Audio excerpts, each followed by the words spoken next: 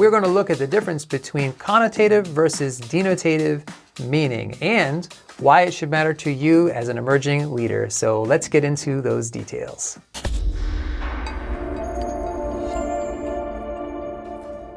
Hello there friends, Alex Lyon here. And if this is your first time tuning into this channel, it's called Communication Coach because it is here for emerging leaders, probably like you. Today we're talking about communication, specifically the difference between connotative and denotative meaning. As a leader, your words matter, and really everything you say is under a microscope when you are in leadership. So we'll talk about the definitions, we'll give some examples, and then we'll talk about what you can actually do with this information because it's really important. So let's start with the definitions of connotative meaning, and that is the range of positive or negative associations and emotional shades of meaning of a word. So the words that we use have a charge, positive or negative. There's some that are neutral, I suppose, but in most cases, the words that we use have a color to them, and they're going to impact and influence the way people feel when they hear them. That's quite different from the denotative meaning, which is the literal, precise definition you'd expect to find in a dictionary. A quick way to remember the difference between these is that dictionary starts with the letter D, and so does denotative. That's the way I remember it. So connotative and denotative meanings are quite different. Let's look at some examples to show you just how far apart these meanings can be. So we'll start with some common but controversial words. The first word is taxes. And let me read to you the denotative or dictionary definition. Compulsory contribution to state revenue levied by the government on workers' income and business profits or added to the cost of some goods, services, and transactions. Now, as an American, that definition of taxes means very little to me. When I hear the word taxes, it really has a negative connotation. I mean, we had a tea party over this and we had this revolution over taxes. So there's a lot of emotion packed inside the word taxes for us. Everyone has a slightly different understanding of this word depending upon who you are, where you're from, but you can't deny that the first time you saw your first paycheck and you thought it was going to have a certain amount in it because of the hours you worked, and then you saw that they took a bunch of taxes out of it, you instantly developed a feeling about the word taxes, and that feeling were the connotative meanings associated with it. Let's look at another example. Social media. Here's the denotative meaning behind social media. Websites and applications that enable users to create and share content or to participate in social networking. So again, that's denotative.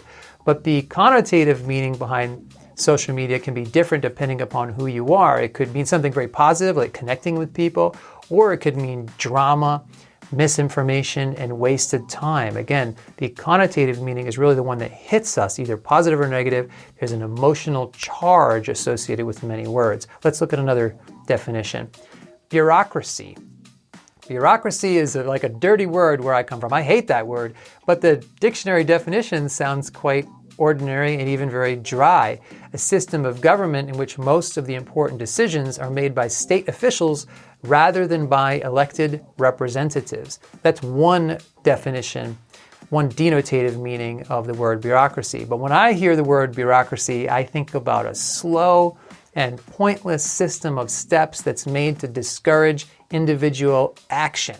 So that word is loaded with connotative meaning for me. So those are some differences in the examples that we're talking about. So why does this matter for us? Well, it matters because you choose your words as a leader, and you can choose words to have a positive influence if you know what you're aiming for. So when it comes to motivation, word choice matters. There's an old saying, the right word at the right time is like a custom-made piece of jewelry. And that reminds me of a professor that I had, a good friend and a mentor, Peter Marston. When in grad school, he was talking about Martin Luther King Jr.'s I Have a Dream speech, and he said, quote, "If the speech had been called I Have an Idea, nobody would have remembered it." And what he means by that is word choice matters, and the word dream has a lot of positive and powerful connotative meaning behind it, and it really connects with people's hearts in a way that the word, quote, idea does not. Now, there's no way to tell in advance what exact words you should use because every situation is a little different. But what you can do as a leader is aim for those positive connotative words and meanings that you want to impact people, to motivate them and to influence them in the right direction. So, question of the day, what are your thoughts on connotative versus denotative meaning? I would love to hear your comments in that section below the video. So thanks, God bless, and I will see you next time. Hey there, before we go, I wanted to tell you about a free resource that I have created for you. It's a download, a PDF with 7 instant tips to help you become a more confident and composed public speaker. I will put a link to that in the description below the video, as well as I will pin it to the first comment in the comment section below the video. And what you do is you put in your email and then I send you that instant download. So thanks, God bless, and I will see you soon.